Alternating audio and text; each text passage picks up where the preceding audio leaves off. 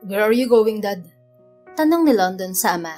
Kasalukuyan silang nasa sala at nanonood ng soccer sa telebisyon. Pupunta ako sa Pampanga para hikayatin ng tita mo na bumalik na sa mansyon. Nanghihina na ang lolo mo at gusto niyang makita ang tita mo bago siya magpaalam. Ayaw namang sumama ni Marabella sa driver na pinapunta ko ron. Sagot nito at tukoy sa nag-iisang kapatid. Pinagmasdan ni London ang itsura ng ama. Nahihirapan na itong maglakad dahil sa edad. Senior citizen na ang daddy niya at may iniindang sakit sa katawan. Hindi makakatulong ang pananatili nito sa probinsya kung nasaan ang tita niya. Malamig ang klima roon ngayon na posibleng magpalala sa kondisyon nito. Siguradong mahihirapan din ito sa biyahe. Pinatay ni London ang telebisyon bago tumayo. Ako na lang ang pupunta sa probinsya, Dad. Presenta niya. Sigurado ka ba, iho? Mahirap kumbinsihin si Marabella. Baka matagalan ka ron. Ako na lang ang pupunta. Pagpupumilit nito. Hindi makakatulong sa iyo ang manatili sa lugar na yun, Dad. Gagawa na lang ako ng paraan para isama si Tita Marabella pabalik dito. London, may kakaibang kondisyon ng katawan mo. Paano kung bigla kang atakehin habang nasa probinsya? Ayoko mapahama ka sa lugar na yun. Nag-aalala nitong sabi. 1 buwan na simula nang matapos ang therapy ko, Dad. Magaling na ako. Hindi rin ako magtatagal sa probinsya. Babalik din ako mamayang gabi o bukas ng umaga. Bumuntong hininga ang daddy niya at napipilitan itong pumayag. Kung yan ang desisyon mo, hindi na kita pipigilan. Mag-iingat ka roon, anak. Yes, Dad. Sa parehong araw ay umalis din si London. Hapon na nang makarating siya sa probinsya. Malubak at medyo maputik ang binabaybay niyang daan patungo sa bahay ng tita niya. Matataas ang mga puno roon at madalang ang mga bahay. Bata pa siya nang huli siyang nakarating doon, kaya hindi niya matandaan kung tama ba ang daan na tinatahak niya. Napansin ni London ng isang magsasaka sa gilid ng kalsada. Nagpapainom ito ng kalabaw sa bahagyang agos ng tubig sa lupa. Itinigil niya ang sasakyan sa tapat nito. Ibinaba niya rin ang bintana para magtanong. Excuse me. Tawag pansin niya sa nakatalikod na magsasaka. Bahagyang nagulat si London nang tumingin ang magsasaka sa kanya. Nakita niya ang inosente at magandang muka ng isang babae. Akala niya lalaki ito dahil sa suot nitong maluwag na jacket at pantalon. Natatakpan din ng malaking salakot ang ulo nito. Bakit po? Magalang na tanong ng babae. Sandaling natigilan si London. Para siyang nakarinig ng magandang musika sa boses ng babae. Sir? Tawag pansin nito sa kanya. Tumikhim si London bago sabihin ang itatanong niya rito. Itatanong ko lang sana kung kilala mo si Marabella Bridge. Oo, anong kailangan mo kay Manang Bella? Bibisitahin ko lang siya at may importante akong sadya sa kanya. Kaano-ano ka ba ni Manang Bella? Pamangkin niya ako si London Bridge. Alam mo ba kung saan ang bahay niya? Ngumiti ang babae na nagpalitaw sa maputi at pantay-pantay nitong ngipin. Oo naman. Diretsuhin mo lang ang kalsadang yan. Sa dulo niyan makikita mo ang isang kubo na walang bubong at kulang ang sahig ng upuan. Sa gilid nun ay may puno ng saging na 3 dahon at malapit ng mamatay. Katabi ng punong saging ay isang maliit na daan patungo sa bahay ni Manang Bella. Hindi ka kasyang sasakyan mo ron kaya iwan mo na lang dito. Paano ako makakarating sa bahay niya kung iwan ko rito ang sasakyan ko? Ihahatid ka ni Marimar sa bahay ni Manang Bella. Nakangiti nitong sabi. Sino si Marimar? Sarili mo ba ang tinutukoy mo? Kunot noon niyang tanong. Hindi ako yon. Itong kalabaw ko si Marimar. Kahahatid ko lang ng pasahero nang dumating ka. Nanggaling din siya sa bahay ni Manang Bella. Sunod-sunod kasi bumibisita sa kanya tapos ngayon ikaw naman. Sa kalabaw na yan ako sasakay? Hindi makapaniwala niyang tanong. Nagbabakasyon naman siya sa probinsya noon pero hindi siya sumasakay sa kahit na anong hayop, lalo na sa kalabaw. Pakiramdam niya hindi ligtas sumakay roon nang walang suot na proteksyon. Oo, mabait naman si Marimar. Malakas din siya at kayang-kaya kanyang isakay sa likuran niya. What? No way. I will never ride on her back. Madiin niyang pagtanggi. Kumamot sa pisngi ang babae at halata ang pagkalito sa itsura nito. Hindi ko maintindihan ang sinasabi mo pero kung pagbabasihan ko ang reaksyon mo, mukhang ayaw mong sumakay kay Marimar. Hindi naman kita pipilitin. Pwede ka namang maglakad patungo sa bahay ni Manang Bella, pero susuong ka sa putikan. Marami kang maaapakan ng mga bulate. Pwede mo rin sakay ng sasakyan mo pero binabalaan na kita. Malambot ang daan at baka malubog ang gulong mo sa putik. Babayad ka pa't maghahanap ng mag-aahon at maghihila ng sasakyan mo pag nagkataon. Sabi nito bago tumingin sa kalabaw. Halika na Marimar, uwi na tayo. Baka abutan tayo ng dilim sa daan. Pagagalitan tayo ni Tio. Hindi lang ng babae ang kalabaw. Sumakay pa ito sa likod niyon bago iniwan si London. Hindi naman naniwala si London sa sinabi nito. Nagpatuloy siya sa pagmamaneho at nilagpasan to. Hindi pa siya nakakalayo nang biglang tumagilid ng sasakyan niya. Sinilip niya sa bintana ang nangyari at nakitang nakalubog sa putik ang gulong ng kotse niya. Kahit anong gawin niya ay lalo lamang yung lumulubog sa putik. Bullshit! Naiinis niyang sabi. Binuksan ni London ang pinto ng kotse at hinintay na makarating sa tapat niya ang babaeng sakay ng kalabaw. Hoy babae! Vera ang pangalan ko, hindi babae. At huwag mo akong mahoy-hoy, hindi ako aso. Ano naman ang kailangan mo? Tanong nito nang tumigil ang kalabaw sa tapat ng kotse. Vera, tumawag ka ng tulong para alisin ang kotse ko sa putikan. Magbabayad ako kahit magkano. Ipagpabukas mo na lang yan. Walang tutulong sa'yo sa ganitong oras. Malapit ng dumilim. Bukas nalalabas ng bahay ang mga tao rito. Tumingin si London sa relong nasa bisig niya. 5:00 pa lang ng hapon, Vera. Wala pang 1 oras para alisin ang kotse ko sa putikan. Sandali lang talaga yan kapag nagtulong-tulong ang mga kabaryo ko. Pero malayo ang baryo namin dito. 30 minutos bago sila makarating dito dahil sa putik ng daan. Matatagalan din bago ako makarating sa baryo para humingi ng tulong. Pagod na rin si Marimar para paglakarin ko ng malayo. Wala ka mang cellphone para tawagan sila. Mas mapapabilis ang komunikasyon mo sa kanila kung gagamit ka ng cellphone. Wala ako noon. Kalabaw lang ang meron ako. Isa pa, walang signal ng cellphone sa baryo namin. Wala ring pakinabang ang cellphone dun. Sagot ni Vera. Patakbuhin mo na lang ang kalabaw para mabilis makarating sa baryo mo. Sa ganung paraan, magiging mabilis ang paghingi mo ng tulong para alisin ang kotse ko rito. Sige na, babayaran din kita. Anong tingin mo sa kalabaw ko? Kabayo? Kahit tumakbo ang kalabaw ko, hindi pa rin siya kasing bilis ng kabayo. Ang putik-putik ng daan, oh. Ang tigas kasi ng ulo mo. Binalaan na kita kanina pero tumuloy ka pa rin. Tapos ngayon ako pa nga abalahin mo.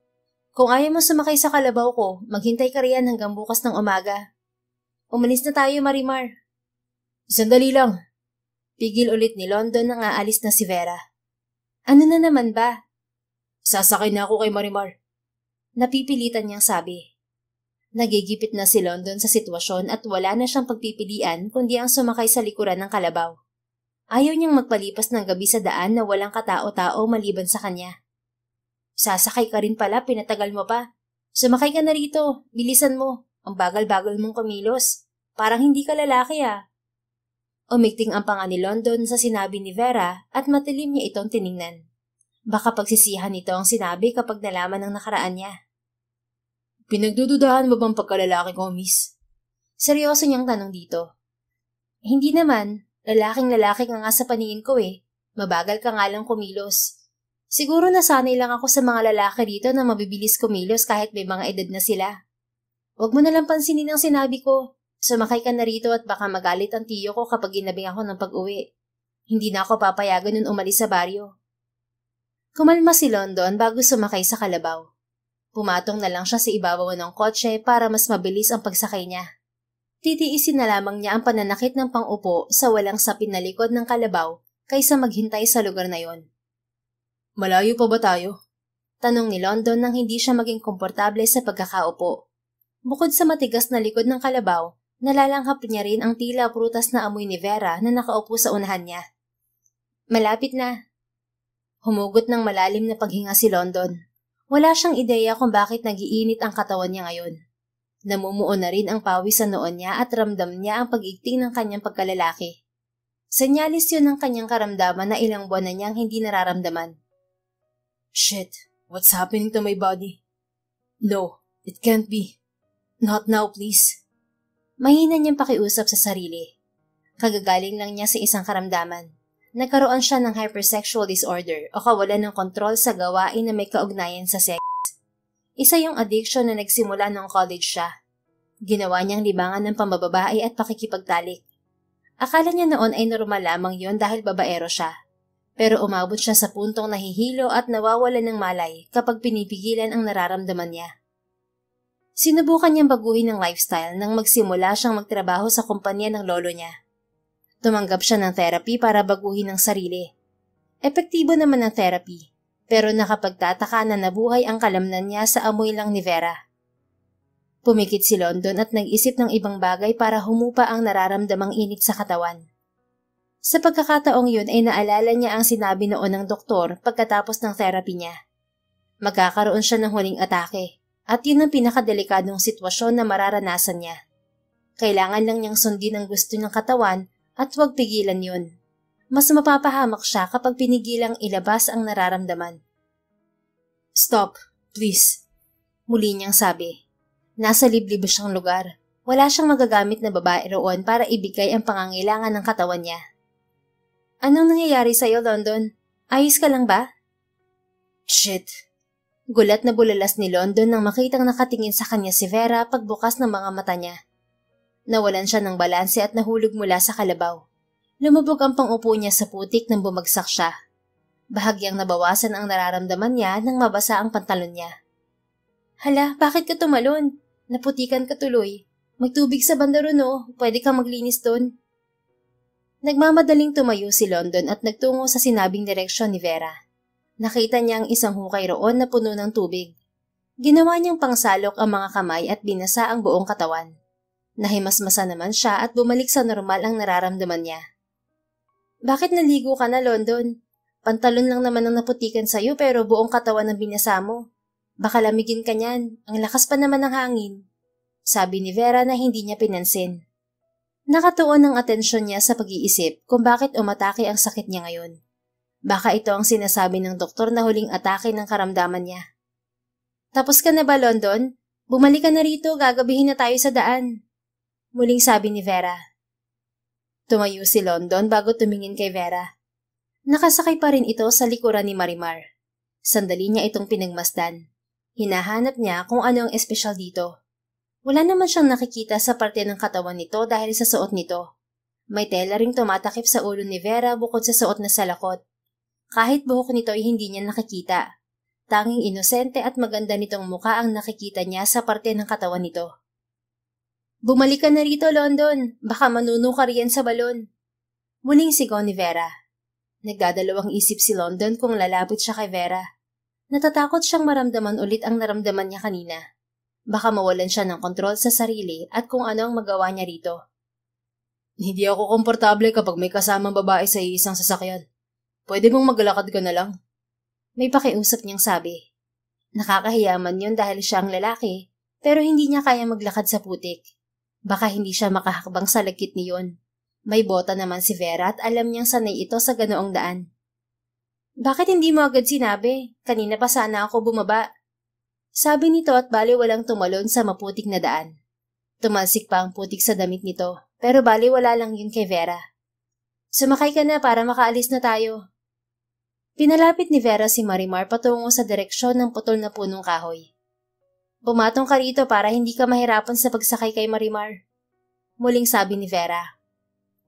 Sumunod si London. Maayos siyang nakasakay sa kalabaw at sa pagkakataong yun ay naging normal ang pakiramdam niya. Maayos silang nakarating sa baryo kahit inabot sila ng dilim sa daan. Itinuro naman ni Vera ang bahay ng tiyahin niya. Yun ang bahay ni Manang Bella. Tawagin mo lang siya at itatali ko muna si Marimar. Sabi nito pagbaba niya. Alright, thank you. Lumapit sa bakuran ng bahay si London nang umalis si Vera. Hello, good evening. Is there anyone here? Sigaw niya, pero walang sumasagot sa kanya. Tahimik pa rin sa paligid at walang senyales na may tao sa loob ng bahay. Hello? Oh shit!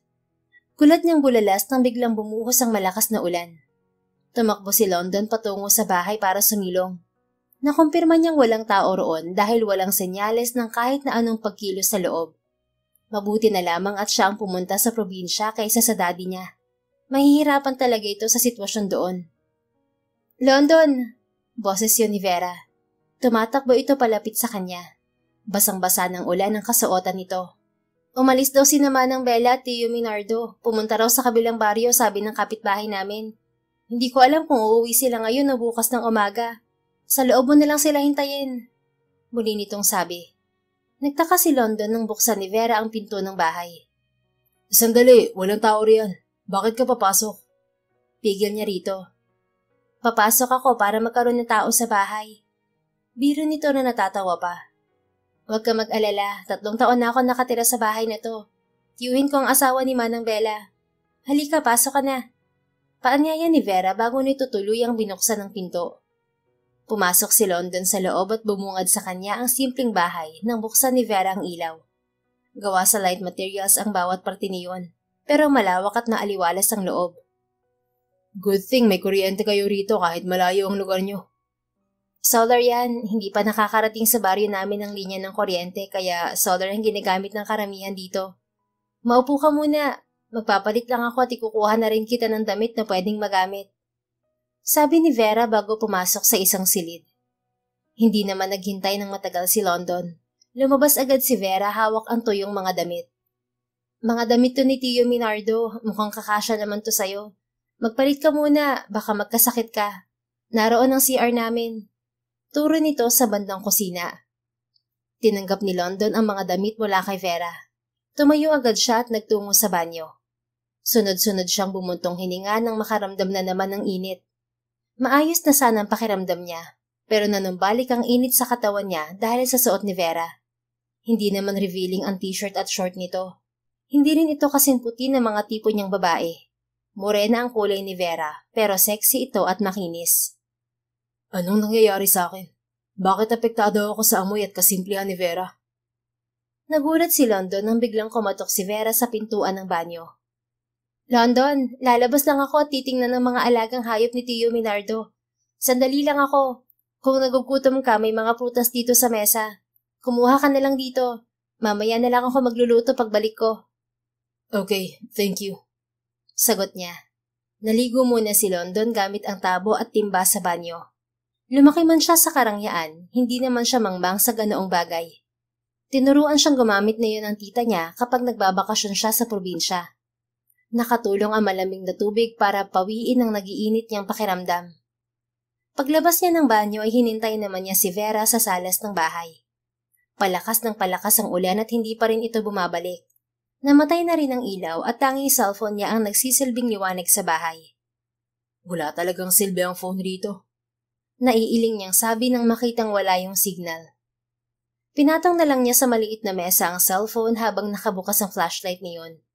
Malimit din ang tingin niya sa pintuan at inaabangan ng pagbalik ni Vera. Nang mainip siya ay binuksan niya ang pinto para makita kung may papalapit na tao sa bahay. Ngunit lumipas ang 1 oras ay hindi pa rin bumabalik si Vera. Binalot ng pag-aalala ang dibdib ni London. Susuong na sana siya sa malakas na ulan para hanapin si Vera nang matanaw niya ang papalapit na ilaw. Napanatag siya nang makita ang dalaga mula sa hawak nitong rechargeable lamp. Bakit nariyan ka, London? Malamig dyan, pumasok ka na sa loob. Sabi nito sa kanya. Hinihintay kita. Bakit ang tagal mo?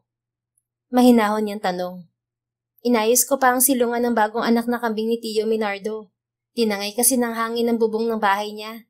Inisa-isa ko rin ang kulungan ng mga manok, baka kasi may makalusot na ahas. Uso pa naman yun kapag ganitong taglamig. Gumilid si London sa tabi ng pintuan nang pumasok si Vera sa bahay. Bakit patay ang ilaw? Pinatay mo ba?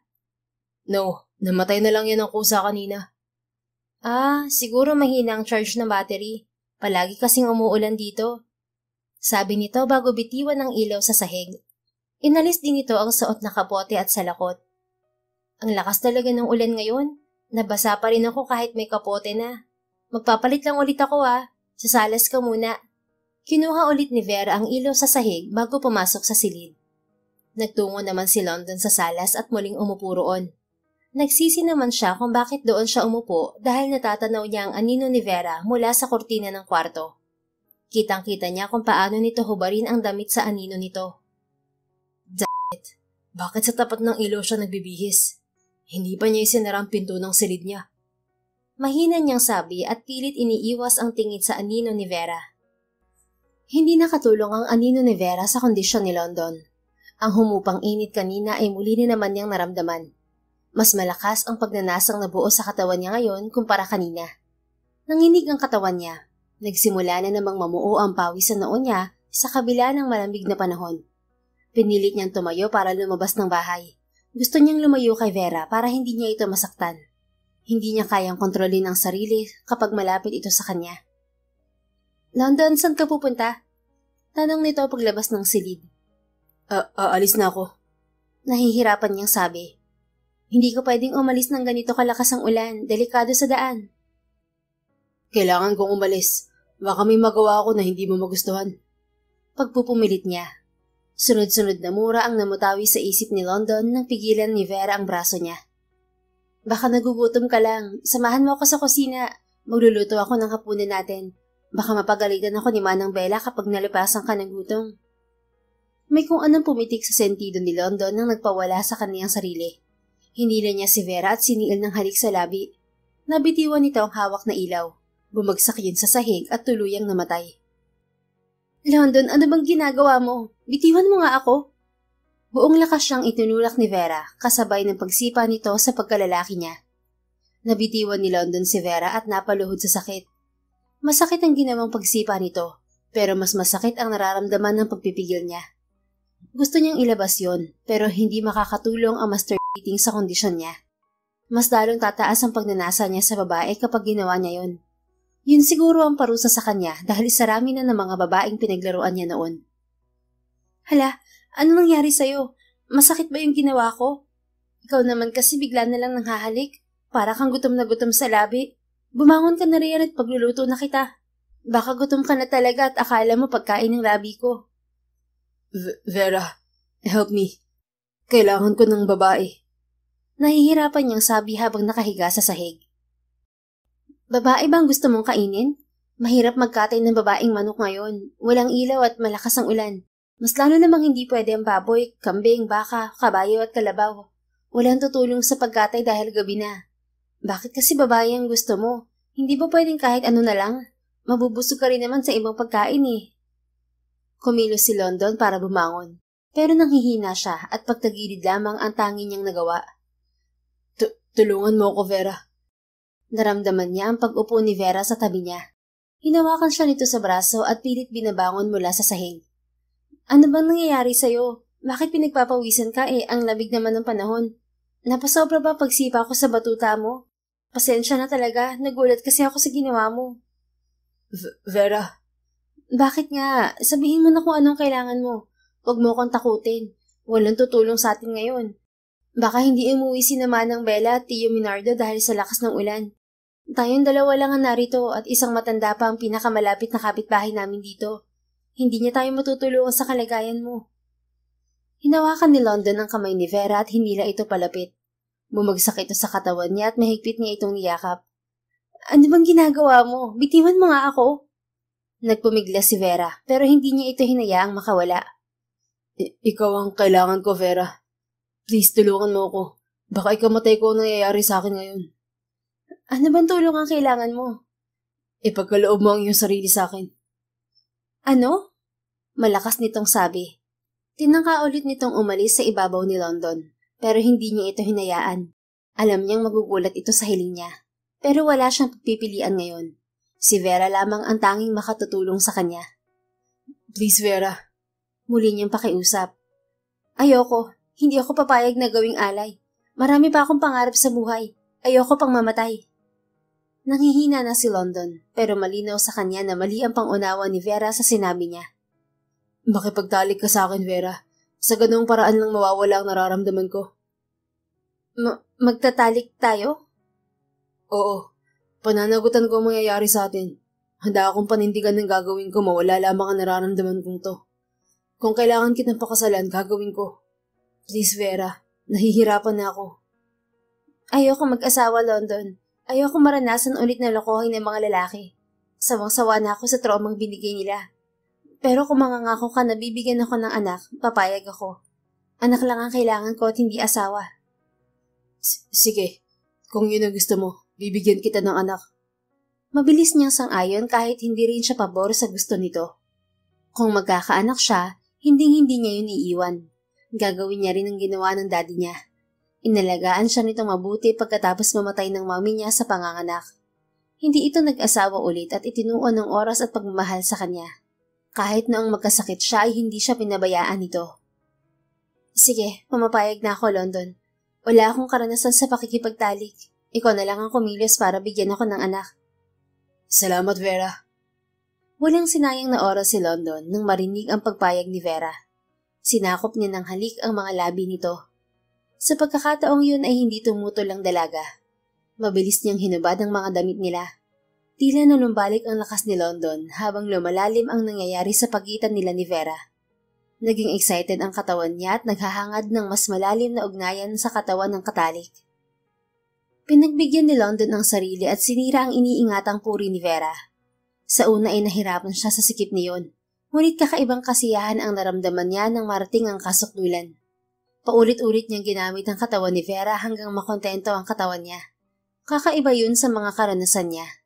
Parang hindi nauubos ang kagustuhan niyang angkinin ito kung hindi pa sumuko ang katawan niya sa pagod. Thank you, Vera. Nahahapo at paus niyang sabi. Inaantok na ako, London. Mahinang sagot ni Vera. Nanlalambot na ito sa ilalim ni London. Maingat na kumilos ang binata at binuhat si Vera. Dinala niya ito sa kwarto at maingat niyang inihiga sa kama bago siya lumabas ng silid. Kinuha niya ang phone sa ibabaw ng maliit na mesa at isa-isang nilikom ang mga damit nila sa sahig. Nagbihis muna siya bago dalhin ang mga damit ni Vera sa silid. Inilagay niya yun sa tabi nito. Muli siyang bumalik sa salas at doon siya natulog. Wala siyang gamit na unan at kumot. Maliit din ang upuang kahoy na hinihigaan niya. Kumakalampa ang kanyang tiyan sa gutom. Pero hindi yun naging hadlang para maging mahimbing ang tulog niya. Kinabukasan, nagising si London na malakas pa rin ang ulan. Medyo madilim sa labas pero 8:00 na ng umaga nang tingnan niya ang oras sa relo niya. Bumangon siya at nagtungo sa silid ni Vera. Vera, gising ka na ba? Tanong niya habang nasa tapat ng pintuan. Walang sumasagot sa loob kaya sumilip siya roon. Wala si Vera sa silid at maayos na rin ang kama nito. Sino ka? Tanong ng boses ng isang ginang mula sa likuran ni London. Bumaling si London doon at nakita ang tiyahin niya. Ibang-iba ito sa sopistikadong tiyahin niya nung nasa mansyon pa ito. Simpleng bestida ang suot nito, walang kolorete at alahas. Halata na rin ang wrinkles sa mukha nito.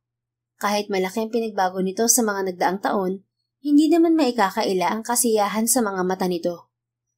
Tita Marabella, ako po ito si London, anak ni Juanico Bridge. Bumadha ang gulat sa mga mata ni Marabella. Nanghili din ang luha nito nang lumapit sa kanya. London, ikaw ba talaga yan? Ang nag-iisa kong pamangkin? Ako nga po, tita. Binatang-binata ka na, London. Napakagwapo. Masaya nitong sabi sabay yakap sa kanya. Niyakap din ni London ng tiyahin. Ilang taon na rin silang hindi nagkikita simula nang palayasin ito ng lolo niya sa mansyon. Tutol ang lolo niya sa naging asawa ng tita niya. Pero pinaglaban nito ang relasyon sa magsasakang lalaki. Mahal nito ang asawa kahit walang anak ang dalawa.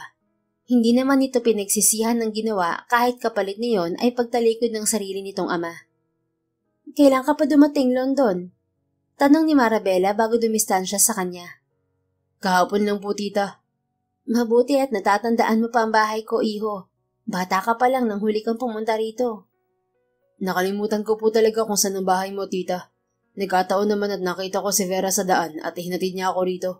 Pamangkin pala siya ni Tito Minardo. Nasaan na po pala si Tito? Nasa farm, tinitingnan ng mga alaga naming hayop. Tinutulungan na rin niya si Vera sa pagpapakain. Hindi kasi kami nakauwi kagabi sa lakas ng ulan. Mabuti at medyo humupa na ang ulan ngayon kaya nakauwi kami.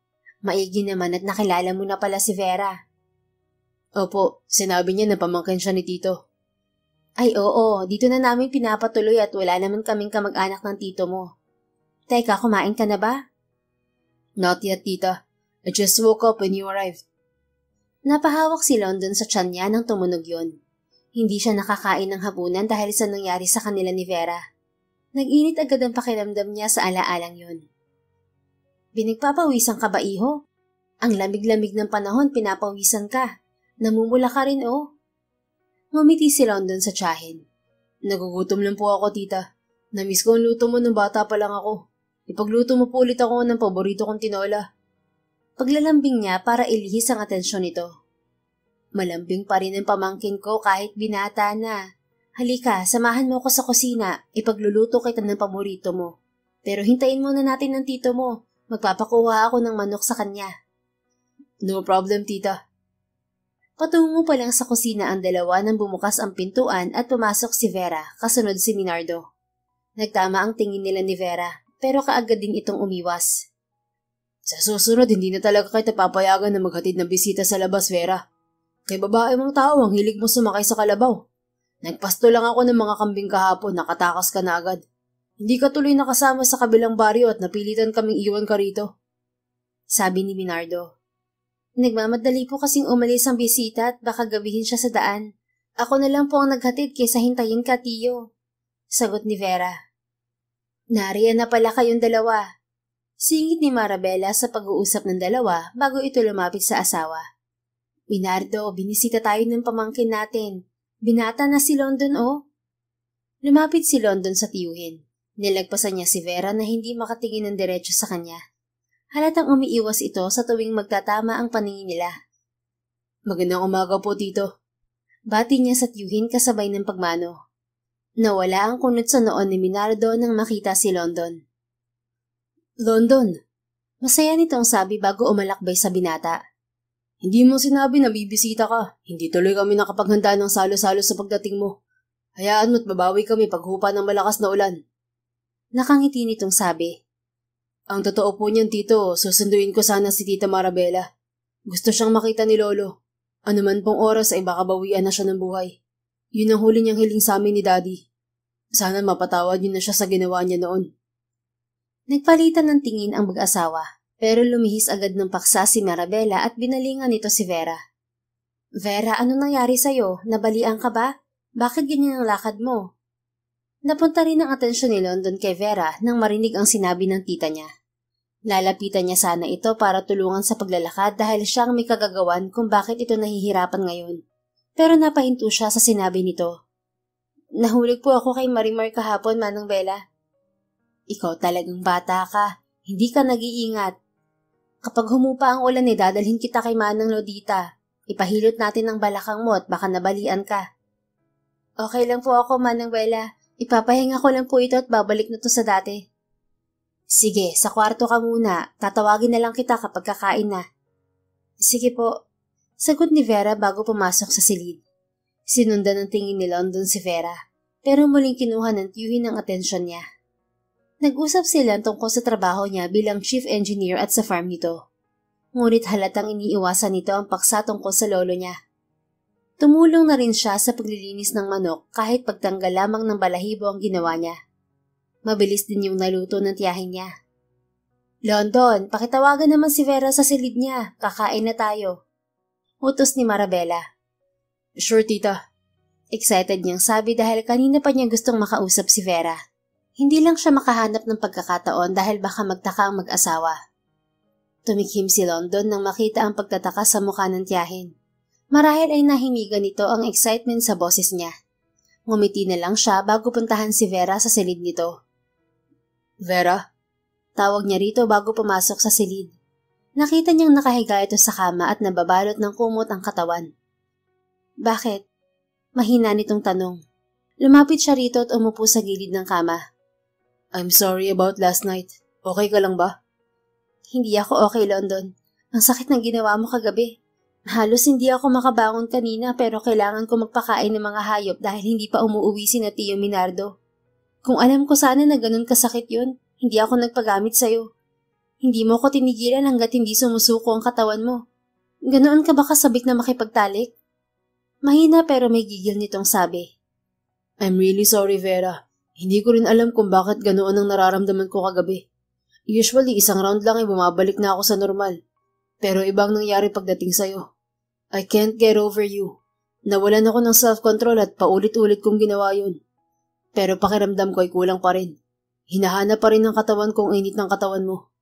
Nagtataka na rin ako sa sarili. Biglang napatayo si London nang maramdaman na naman ang pag-iinit ng katawan niya. Shit, why is it happening again? Ano bang nangyayari sa'yo? Hindi kita maintindihan. May sakit ka ba o malibog ka lang talaga? Wala namang problema sa akin kung ano yung nararamdaman mo. Ang problema lang ay nahihirapan ako maglakad dahil sa ginawa mo. Paano ko to sasabihin kay Manang Bella at Tio Minardo? Lagot ako sa mga yun. Baka pilitin nila ako na pakasalan ka, ayaw ko nga mag-asawa. Tumingin si London kay Vera. Nakaupo na ito sa kama. Wala na rin ang nakabalot na kumot sa katawan nito. Muli na nambalik sa alaala niya ang pinagsaluhan nila kagabi. Hindi naging hadlang ang madilim na paligid para takpan ang imahe nito sa isip niya.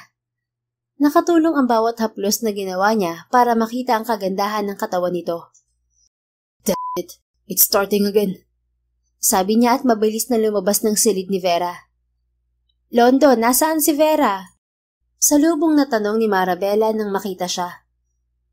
Tita. Nag-aalalang lumapit si Marabella at hinawakan ang mukha niya.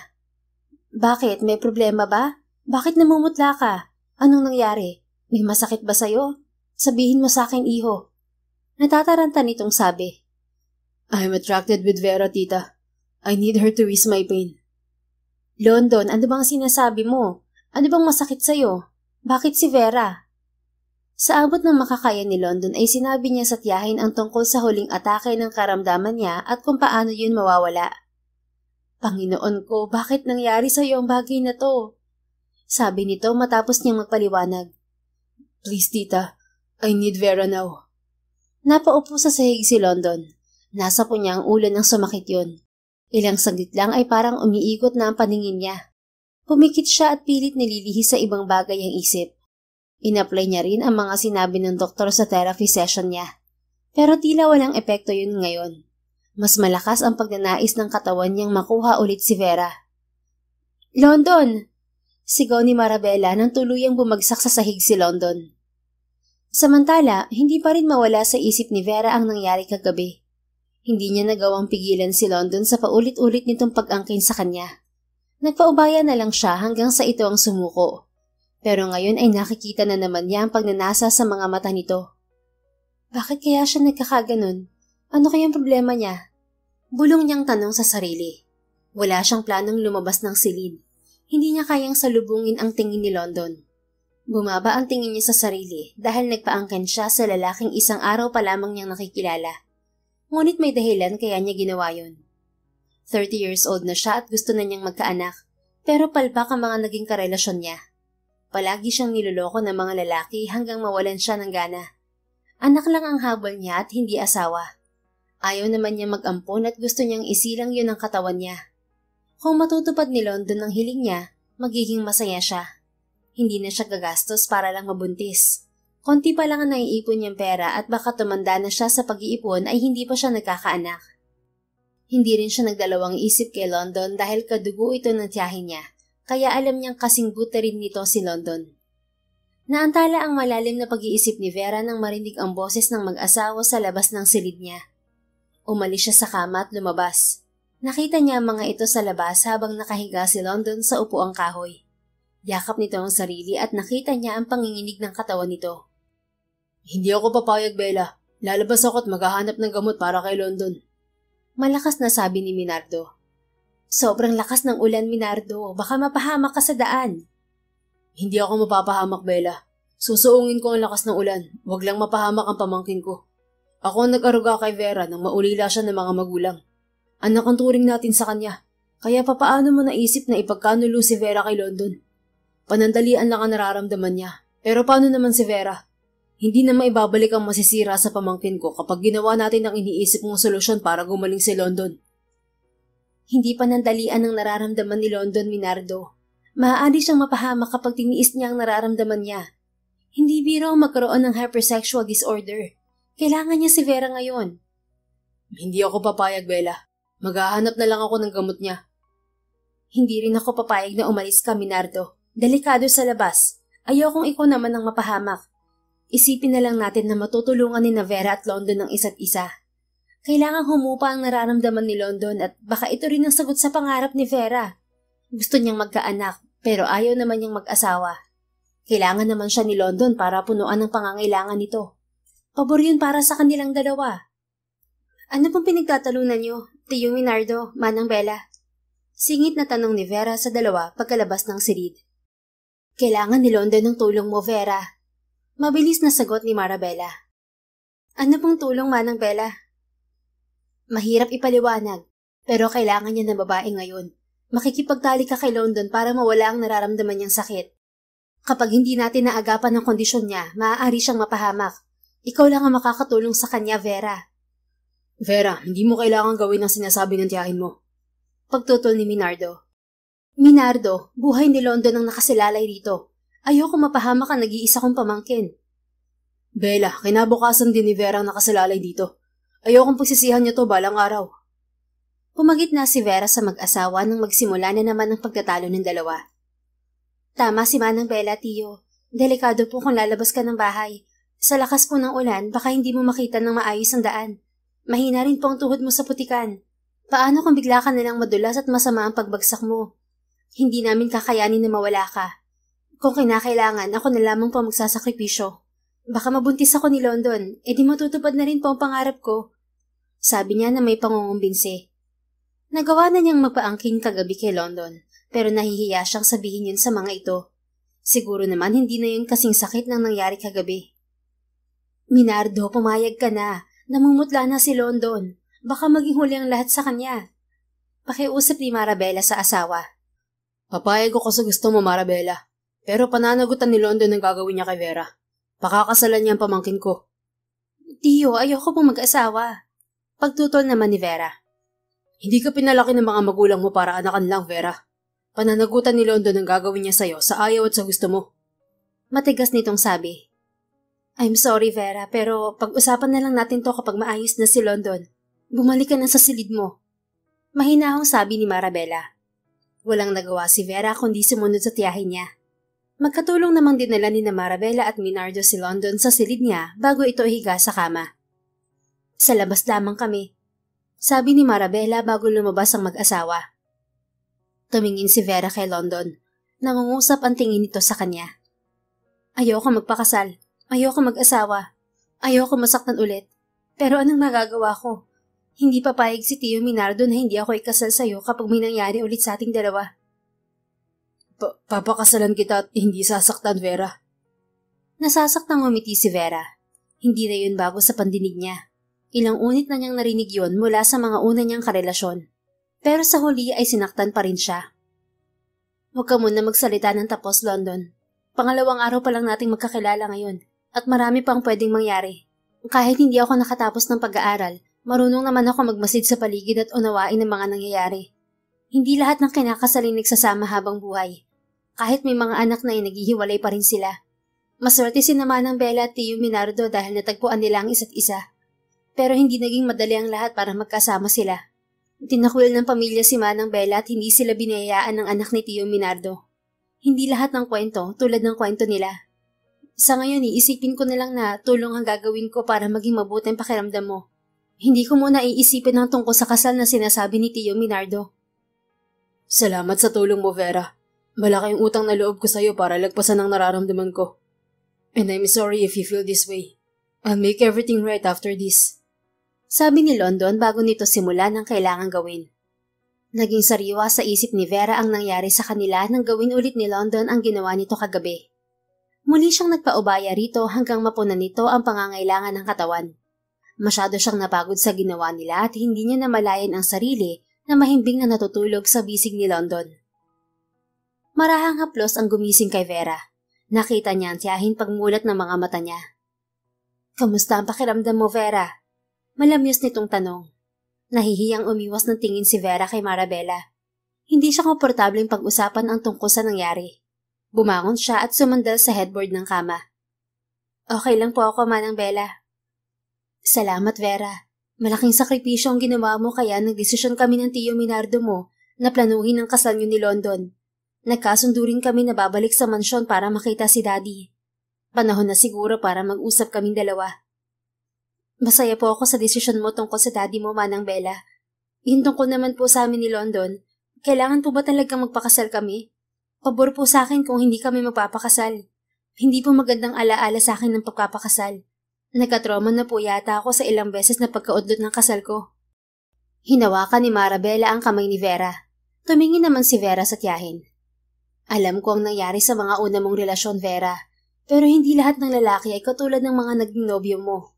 May kagaya pa rin ng Tio Minardo mo na handang ipaglaban ng pagmamahal. Alam kong ganoon din si London. Paninindigan niya ang nangyari sa inyo. Paninindigan lang po, Manang Bella, pero hindi mamahalin. Walang saysayang kasal kung walang pagmamahal. Mauuwi rin po kami sa hiwalayan. Kaya mas mabuti kung hindi kami ikakasal. Ginusto ko rin ang nangyari sa amin. Hindi niya po ako kailangang panagutan. Sansala niya sa sinabi nito. Hindi papayag ang tiyo mo, Vera. Buo na ang desisyon niya. Magpapakasal kayo ni London at kasama ka namin sa pag-alis. Gaganapin ang kasal niyo sa syudad. Pero Manang, paano kung atakihin palagi si London ng sakit niya kapag kasal na kami? Di ba't parang mas nakakaawa ako dahil hindi na nga niya ako mahal, magiging gamot pa niya ako para ibsan ng sakit niya. Itutuloy ni London ang therapy niya pagbalik sa Manila. Para mas maging mabuti siyang asawa sa iyo, Vera. Naniniwala ako na matututuhan niyo ring dalawa ang pagmamahal. Inamin sa akin ni London na attracted siya sa iyo kaya siguro mas lalong mabilis mag-react ang katawan niya sa iyo. I'm sorry kung kailangan kitang itulak sa kanya. At kung gawan kanya ng hindi maganda kapag kasal na kayo, ako mismo magpapahiwalay sa inyong dalawa. Sige po, Manang. Susubukan ko. Napakabilis ng mga pangyayari sa buhay ni Vera. Parang kailan lang nang isama siya ni Manang Bella at Tio Minardo pabalik sa syudad. Pero ngayon ay ganap na silang mag-asawa ni London. Akala niya ay matatagalan ng kasal dahil sa kalagayan ng lolo ni London. Pero himalang lumakas ang katawan nito nang makita si Manang Bella. Isa ang matanda sa pumayag ng kasal nila ni London. Civil wedding lamang ang nangyari dahil yun ang gusto niya. Hindi siya pumayag ng magarbong kasal dahil iniisip niyang maghihiwalay rin sila ni London. Sayang ang pera kung mapupunta lang yun sa wala. Pagkatapos naman ng kasal ay bumalik sa probinsya ang mag-asawang Bella at Minardo at nanirahan naman siya sa mansyon ng mga Bridge kasama si London. Isang umaga ay magkasama sila ni London sa isang kwarto sa mansyon.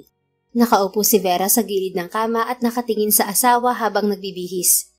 Hindi na siya naiilang sa kahubaran nito dahil ilang beses na niyang nakita yon.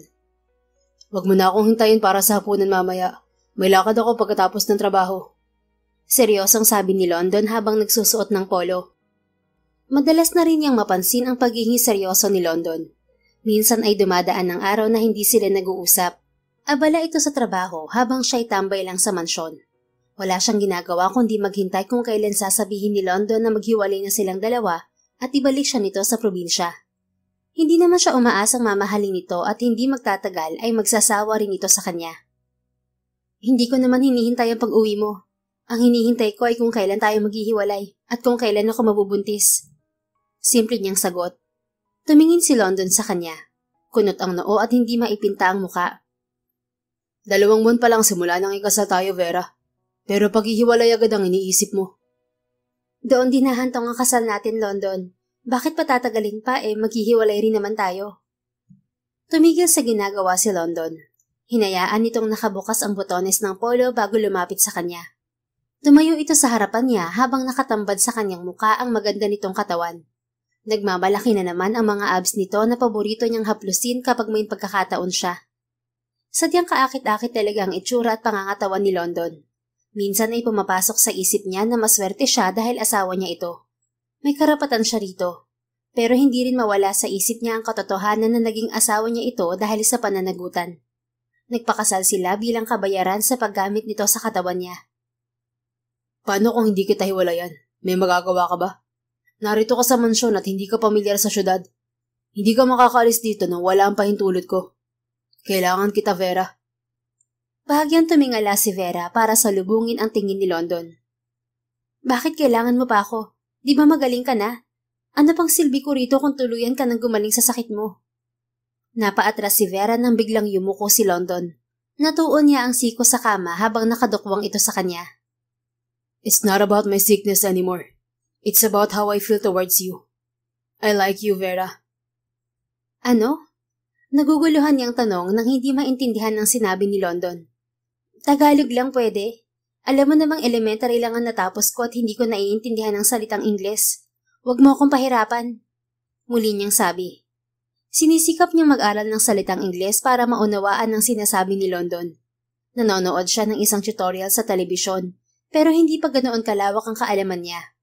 Hindi pa rin niya naiintindihan ang Ingles ni London, lalo na't ang bilis nitong magsalita. May kasunduan tayo nang gamitin ko ang katawan mo. Kailangan kitang bigyan ng anak. Hindi ka pa nabubuntis kaya hindi ka pa maaaring umalis. Tumango-tango si Vera at iniisip niyang Tagalog yun sa sinabi nitong Ingles kanina. Kapag nabuntis ako, hihiwalayan mo na ba ako? Tanong niya rito. Tignan natin kapag nabuntis ka. Sabi nito at mabilis siyang hinalikan sa labi bago umayos ng tayo. Mabilis nitong tinapos ang pagbibihis. Another thing I want to remind you, Vera.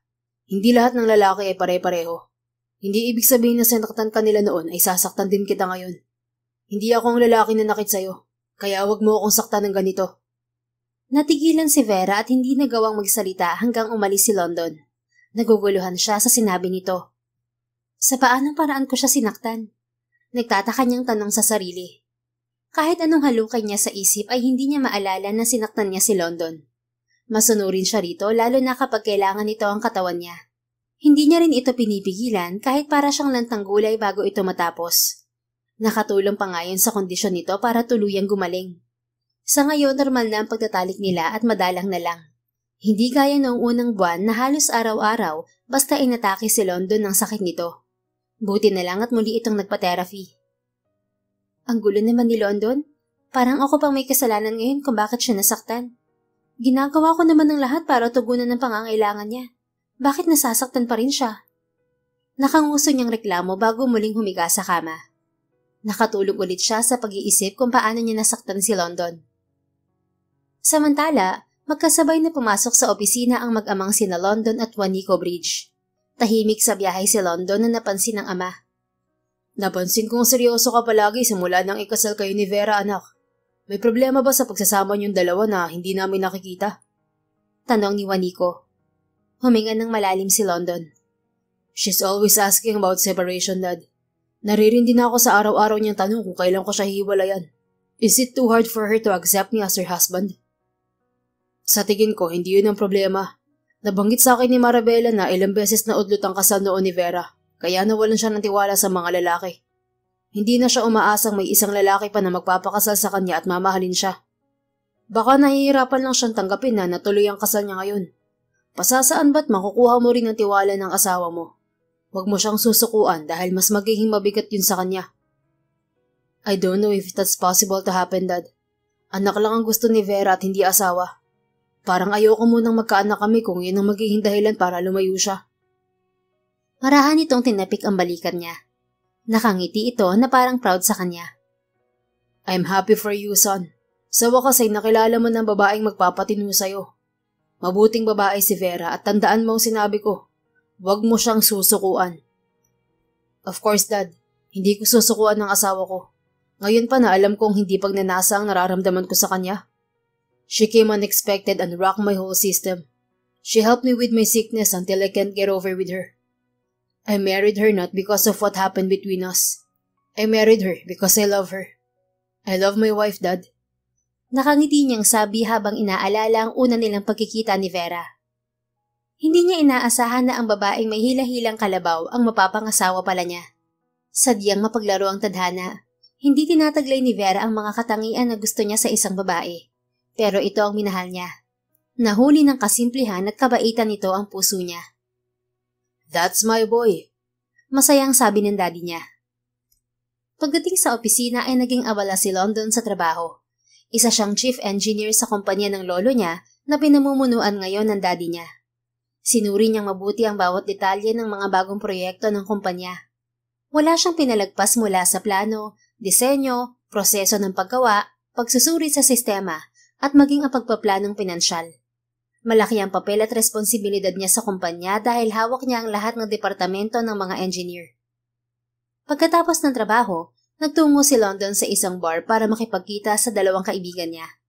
Pare-pareho silang abala sa trabaho at ngayon lang ulit magkikita-kita. London, sa wakas narito ka na. Masiklang bati ng isang kaibigan ni London. Akala namin hindi ka na darating. Hindi ba magagalit ang misis mo kung gagabihin ka ng uwi mamaya? Tanong pa nito. Mabait ang misis ko, Sofrano. Hindi yun nagagalit. Sagot niya. Mabuti naman at hindi siya katulad ng misis ko. Bubuga na naman yun ng laba kapag umuwi ako na amoy alak. Ang liit-liit pero ang tapang. Pasalamat siya, mahal ko siya. Ani naman ni Vincent na halata ang kasiyahan sa muka. Dude, wag mong ipamukha sa akin ng pagmamahal na yan. Kahihiwalay lang namin ng girlfriend ko. Broken-hearted ako ngayon. Saway ni Sofrano dito. Mas mukha kang masaya kaysa sa broken-hearted, Sofrano. Sansala ni Vincent sa kaibigan. Siyempre, kailangan ko magsaya. Maraming babae sa mundo at hindi lang sa kanya umiikot ang mundo ko. Halina kayo at simulan na natin ang pagsasaya. Inakbayan ni Sofrano sina London at Vincent. Nag-order agad ito ng pagkain at alak para sa kanilang tatlo. Masaya silang nag-uusap habang umiinom nang may lumapit na isang babae sa table nila. Hi boys, do you mind if I join you tonight? Mapangakit nitong tanong.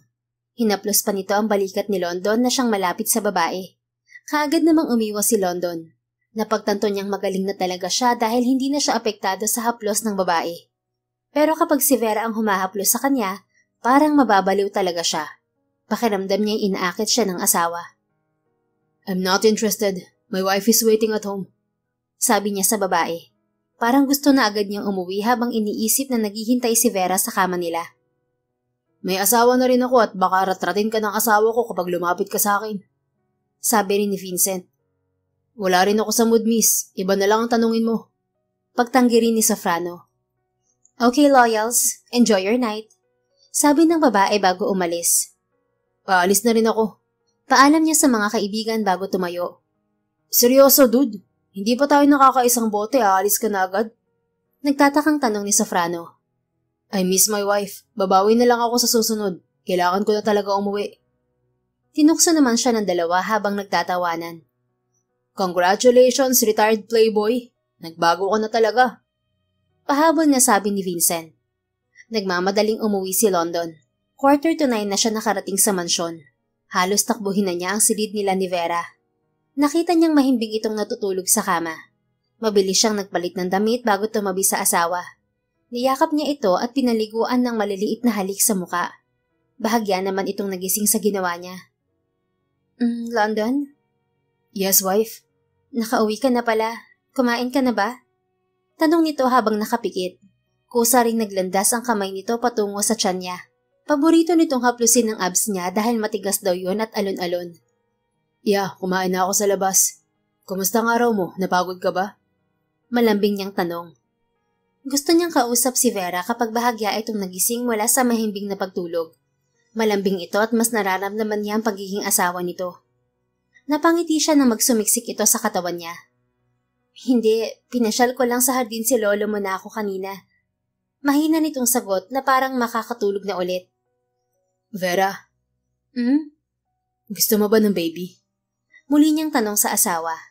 Wala naman siyang intensyon na abalahin ng pagtulog nito.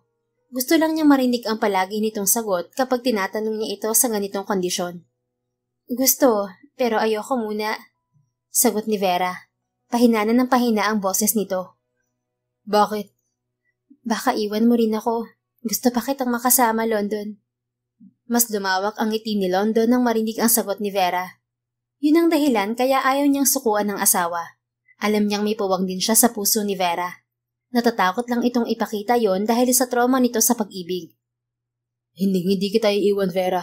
Pangako yan. Hinalikan niya sa labi si Vera nang muli itong makatulog. Niyakap niya ito at nakangiting natulog sa tabi ng asawa niya. Kinabukasan, hindi inaasahang bisita ang sumalubong kay London. Nang bumaba sila ni Vera mula sa silid. London! Sigaw ng bisita at tumatakbo itong lumapit sa kanya. Loretta! Nagagalak niyang sinalubong ang nakababatang pinsan sa side ng mommy niya. Patalon itong yumakap sa kanya kaya sinalo niya ang pinsan. Pero natigilan siya nang makita ang reaksyon ni Vera. Hindi niya alam kung matutuwa siya o matatakot sa masama nitong tingin.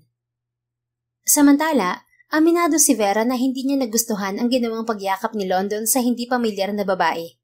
Sandali lang niyang tiningnan ng masama ang mga ito at bumalik na agad sa normal ang ekspresyon niya. Namiss kita, London. Ang tagal natin hindi nagkita. Kamusta ka na? Tanong ng babae nang bumaba ito sa pagkakabuhat ni London. Tahimik lang si Vera sa isang tabi habang pinapanood ang masayang pag-uusap ng dalawa. Okay lang ako, Loretta.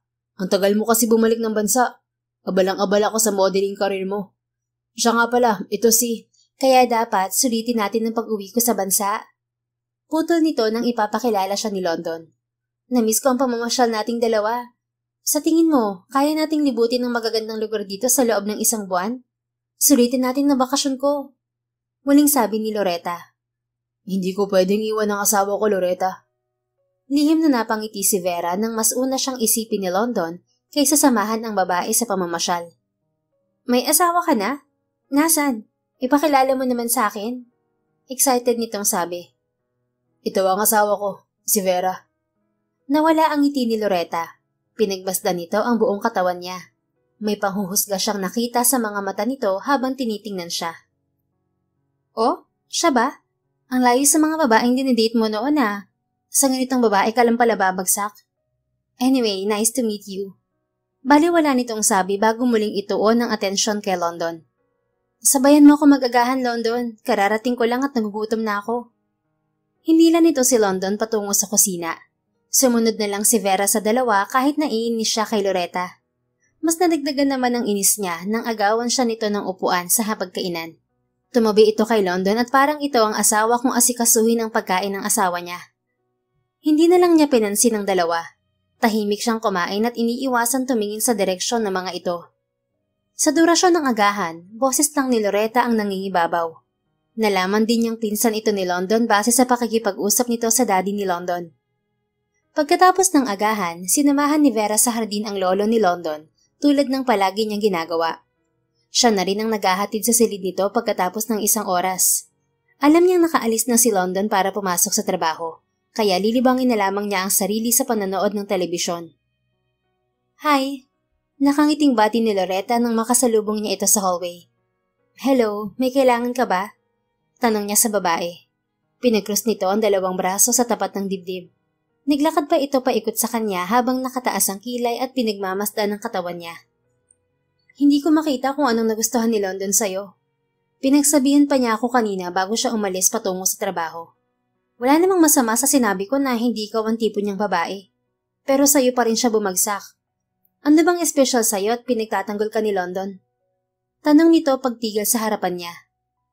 Hindi ko alam. Ang alam ko lang ay maghihiwalay rin kaming dalawa. What? Gulat nitong sabi. Natawa pa ito na parang hindi nito inaasahan ang sinabi niya. Bakit mo naman iniisip na maghihiwalay rin kayo ni London? Curious nitong tanong. Katulad ng sinabi mo, hindi ako ang tipong babae ni London. Hindi rin magtatagal at magsasawa siya sa akin at hihiwalayan ako. Yun lang ang hinihintay ko para bumalik sa dati kong buhay sa probinsya. Babalik ang lahat sa dati na parang hindi kami nakakilala. Oh, now I know. You'll never believe in love. He's crazy in love with you, but you're not. His karma as ultimate playboy before comes in the shape of his wife. Poor cousin. Umiiling nitong sabi. Pero naguguluhan naman siya sa Ingles nito. Nahihirapan kasi siyang matuto sa pagtuturong ginagawa sa pinapanood niya. Pwede mo bang sabihin ng Tagalog ng sinabi mo? Nope, forget about it. I think I like you now. Innocent and simple. Wanna go out with me? Muling naguluhan si Vera sa sinabi ni Loretta, pero nagulat na lang siya nang hilahin siya nito patungo sa labas ng mansyon. Saan tayo pupunta? Tanong niya sa babae nang isakay siya nito sa kotse. Lalabas tayong dalawa. Sa tingin ko kasi hindi ito nagagawa ni London dahil abala siya sa trabaho. So ako na lang ang gagawa para sa kanya. Pupunta tayo sa mall at magsa-shopping tayo. Nakangiting sabi ni Loretta. Halata ang excitement sa mukha nito. Pero taliwas sa nararamdaman niya. Iniisip pa lang niya ang paglabas ay napapagod na siya. Mas gusto niyang humiga sa kama at matulog na lang. Pero wala siyang magagawa dahil nakasakay na siya sa kotse ni Loretta. Pagdating sa mall, kumuha ng damit si Loretta at pinapasukat sa kanya. May pagkakatulad talaga ang magpinsan. Kung si London ay pinapagod siya sa kama, si Loretta naman ay pinapagod siya sa pamimili ng damit. Sa tingin ko, mas bagay ito sa'yo. Sabi ni Loretta habang hawak ang nakahanger na damit. Napapagod na ako. Pwede na ba tayong umuwi? Last na to at uuwi na tayo. Sige na, isukat mo na to. Pinagtulakan siya ni Loretta patungo sa fitting room. Napipilitan naman siyang isukat ang ibinigay nitong damit. Umabot lang yun sa hating hita at hapit na hapit sa katawan niya. Nagmukha yung pangalawang balat niya. Naiilang din siya dahil wala yung manggas at labas ang balikat niya. Perfect! Bulalas ni Loretta paglabas niya ng fitting room. Alam kong babagay sa ang skin tone tube top dress. Ang sexy mo pala. Walang duda na mahuhumaling si London sa'yo. May tinatago ka palang ganda. Nahiya naman si Vera sa papuri ni Loretta. Hindi siya sanay makarinig ng ganoong bagay. Pwede na ba akong magpalit? Nilalamig na kasi ako. Tanong niya sa babae. No, isuot mo na lang tong coat para hindi ka lamigin. Pupunta na tayo sa salon at ipapakita ko kay London ang pagbabagong anyo ng asawa niya. Nanlumo si Vera nang hindi pa rin sila umuwi. Gustong-gusto na niyang humiga sa kama at matulog, pero hindi niya mapilit si Loretta. Pagkatapos ng mga nakakapagod na ginawa ni Loretta sa kanya, sa wakas ay ilunan na sila ng sasakyan pa uwi. Ngunit napansin niyang hindi pa uwi ang tinatahak nilang direksyon. Pamilyar siya sa dinaanan nila kanina at hindi ito ang daan na yon. May pupuntahan pa ba tayo? Tanong niya kay Loretta na siyang nagmamaneho ng sasakyan. Ihahatid muna kita sa opisina ni London. May emergency kasi ako sa trabaho. Ang sabi ng agency ko, isang buwan ng bakasyon ko, pero ito't pinababalik na agad ako. Isang araw pa lang ako rito, balik trabaho na ulit. Kainis. May lumukob na saya sa puso ni Vera nang malaman niyang pupunta sila kay London. Pakiramdam niya ay makakapagpahinga na siya kapag nakita ang asawa. Hindi nagtagal ay tumigil ang kotse sa tapat ng isang malaking gusali. Bumaba sila ng sasakyan at may kinausap si Loretta pagpasok nila sa loob. Vera, hindi na kita maihahatid sa opisina ni London. Sasamahan ka na lang ng isa niyang empleyado. Tatawagan ko na lang siya para sabihin na narito ka. Aalis na ako. Nagmamadali nitong sabi bago umalis. This way po, ma'am. Sabi ng babaeng empleyado na kumuha sa atensyon niya. Naunawaan ni Vera ang sinabi nito nang sabayan nito ng pagsenyas. Nauna rin itong naglakad kaya sumunod na siya rito. Pumasok sila sa isang makipot na silid at hindi niya alam kung ano ang tawag doon. Pinindot ng babae ang numero sa dingding ng silid hanggang maramdaman niya ang paggalaw niyon. Hindi rin nagtagal ay bumukas ang pinto niyon. Lumabas ang babae kaya lumabas din siya. Mr. Bacalso, nasa loob ba si Chief Engineer? Tanong ng babae sa isang lalaki na nakaupo sa harapan ng mesang malapit sa pinto. Oo, siya ba ang asawa ni Chief? Oo, siya nga. Papasukin mo na, binigyan na ako ng utos ni Chief. Sinabi niya sa akin na papasukin na raw ang asawa niya kapag dumating. Ang ganda pala niya, no? Bulong pa ng lalaki, pero nakaabot naman sa pandinig ni Vera. Wala namang nagbago sa kanya para masabing maganda siya. Nakasuot lang siya ng magandang damit at hindi kataasan na sapatos. Ginupitan ng hanggang balikat niyang buhok at umabot na lang yun hanggang batok niya. Tinuwid pa yun ng bakla sa salon bago siya ayusan. Naging presentable lang siguro ang itsura niya kaya gumanda siya sa paningin ng iba. Oo nga eh, kaya siguro lihim ang pagpapakasal nila ni Chief. Baka natatakot si Chief maagawan. Ang ganda kasi ng misis niya. Sagot ng babae bago ito tumawa ng bahagya. Bumalik lang ito sa pagiging seryoso nang tumingin ulit sa kanya. Ma'am, pasok na po kayo sa opisina ni Chief. Okay, salamat. Sabi niya bago pumasok sa nakita niyang pinto. Pagpasok pa lang ni Vera sa loob ay nakita niya agad si London. Abala ito sa harapan ng table at parang may sinusulat. Tumigil muna siya at pinagmasdan ng asawa. Ang swerte sana niya kung mamahalin siya ni London. Kung sa pagkain, kompleto recados na ito. Tinataglay nito ang mga katangian na hinahanap ng isang babae sa lalaki. Katunayan, gusto niya si London. Gusto niya ang mga katangian nito, pero pinipigilan niya ang sariling damdamin. Ayaw niyang bumigay sa isang pagmamahal na hindi siya sigurado kung mahal din siya ng taong mahal niya. Nilikom ni London ang mga papel sa harapan nito at napatingin sa direksyon niya. Kumunot ang noo nito nang makita siya. Do you need something, miss? Tanong nito sa seryosong tono. Pwede bang Tagalog lang? Sabi niya rito bago naglakad patungo rito. Shit, Vera? Gulat nitong tanong. Hindi pinansin ni Vera ang pagkagulat ni London. Parang ang OA kasi ng reaksyon nito. Imposible naman na hindi siya nito nakilala dahil sa ayos niya. Nakakabagod ng pinagawa sa akin ni Loretta. Gusto ko nalang matulog, London. Sabi niya bago umupo sa upuang nasa harapan ng mesa nito. Kakaibang ginhawa ang naramdaman niya nang sumandal sa upuan. Alam niyang makakapagpahinga talaga siya kapag kasama si London. Mr. Bacalso, don't let anyone come inside my office until I give you order. Understand? Narinig niyang sabi ni London kaya tumingin siya rito. May kausap ito sa telepono, pero binabari nito yon pagkatapos ng sinabi. Tumingin ito sa kanya at ngumiti. Mabilis itong nakatayo at umikot sa mesa para lumapit sa kanya. Lumuhod ito sa harapan niya at inalis ang sapatos niya. I know you're beautiful, but I like your beauty without makeup and dress. Napalunok si Vera nang makita ang kakaibang pahiwatig sa mga mata ni London nang tumingin sa kanya. London, alam kong ganyang ekspresyon sa mukha mo. Nasa trabaho ka at nasa opisina tayo. Hintayin mo na lang na makauwi tayo sa bahay. Sabi niya agad dito. Kahit kailan ay hindi nagpapigil si London kapag gusto nitong angkinin ang katawan niya at maging sa oras na iyon ay hindi ito nagpapigil. I can't resist your beauty, my wife. Sabi nito at baliwala siyang binuhat. London, wag dito. Pigil niya rito, pero hindi nakinig si London. Hinalikan siya nito sa labi habang naglalakad. Namalayan na lang ni Vera na nakapasok na sila sa CR ng opisina ni London. Saksi ang 4 na sulok ng banyo sa init na pinagsaluhan nilang dalawa. London, tama na ang isa. Nanlalambot na ang katawan ko sa pagod. Akala ko makakapagpahinga ako rito pero mas pinagod mo ako. Sa bahay mo na lang ituloy ang iba, nasa opisina tayo. Tigil niya kay London. Kabisado na niya ang asawa. Alam niyang hindi sapat ang isa lang sa tuwing may nangyayari sa kanila. Malakas ito kaya nagtataka siya kung bakit hindi pa rin siya nabubuntis. I'm sorry kung napagod pa kita.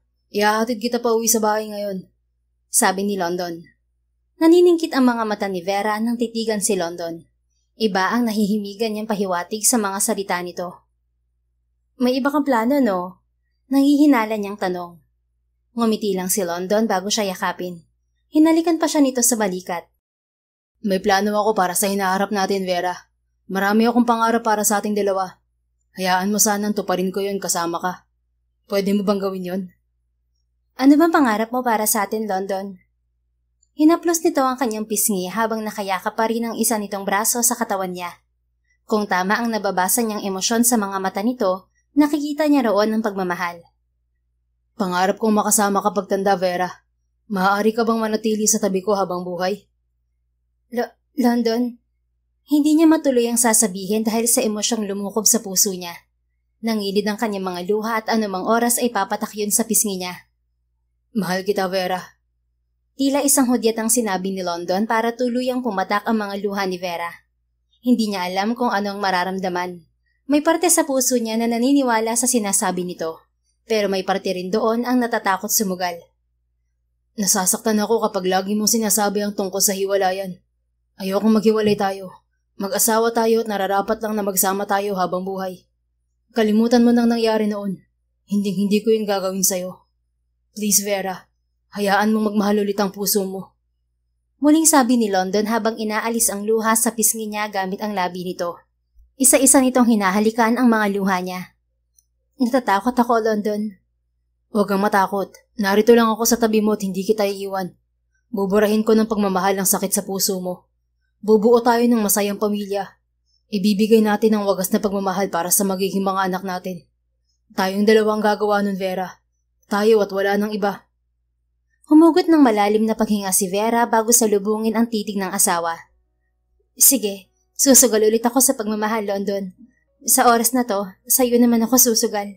Hindi ko napipigilan ng pagmamahal na nararamdaman ko para sa'yo. Mahal din kita. Tinatago ko lang. Nakita ni Vera ang masayang ngiti sa labi ni London nang sabihin niya yon. Maging ang mga mata nito ay tila kumikislap sa kasiyahan. I love you so much, Vera. Sabi nito bago siya muling halikan. Ang pangakong sa bahay nila gagawin ay nagawa na rin nila sa banyo ng opisina ni London. Sa pagkakataong yon, buong puso at walang pagpipigil na ipinagkaloob ni Vera ang sarili sa asawa niya.